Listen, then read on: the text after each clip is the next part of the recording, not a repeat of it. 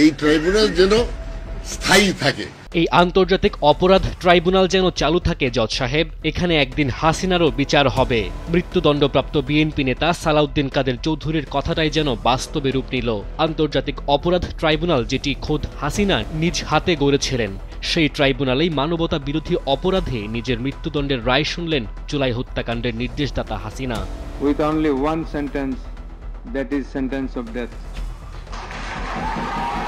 Tribunal 1-এর chairman বিচারপতি গোলাম মর্তুজা মজুমদারের নেতৃত্বাধীন 3 সদস্যের বিচারিক প্যানেল এ রায় দেন। বাংলাদেশে এখনও কোনো নারীর মৃত্যুদণ্ড কার্যকর হয়নি। রায় ঘোষণার পরও আপিল করে দণ্ড থেকে রেহাই পেয়েছেন অনেক মৃত্যুদণ্ডপ্রাপ্ত নারী আসামি। তবে হাসিনার ক্ষেত্রে সেটি বিবেচনা করার কোনো সুযোগ থাকছে না।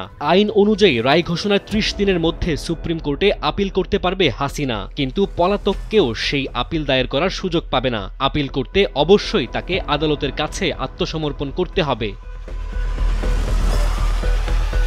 হাসিনার এই ফাঁসির রায় কার্যকর করতে হলে তাকে দেশে এনে গ্রেফতার দেখাতে হবে, কিন্তু ভারত সরকারের অসহযোগিতায় সেটি করা বেশ দুরূহ ব্যাপার। হাসিনাকে যদি দেশে আনা হয় তবেই আদালতের যথাযথ নির্দেশনা মেনে রায় কার্যকর করা সম্ভব হবে। 17 নভেম্বর দুপুর 12:40 দিকে রায় পড়া শুরু হয়। রায়ে শেখ হাসিনা সহ 3 আসামির অপরাধ প্রমাণিত হয়েছে। 5টি অভিযোগের মধ্যে 3টি অভিযোগে শেখ হাসিনাকে মৃত্যুদণ্ড দেওয়া হয়েছে, অন্য একটি অভিযোগে তাকে আমৃত্যু কারাদণ্ড দেওয়া হয়েছে। অন্যদিকে সাবেক স্বরাষ্ট্রমন্ত্রী আসাদুজ্জামান খান কামালকে একটি অভিযোগে মৃত্যুদণ্ড দেওয়া হয়েছে। ডেস্ক রিপোর্ট, সময়ের আলো।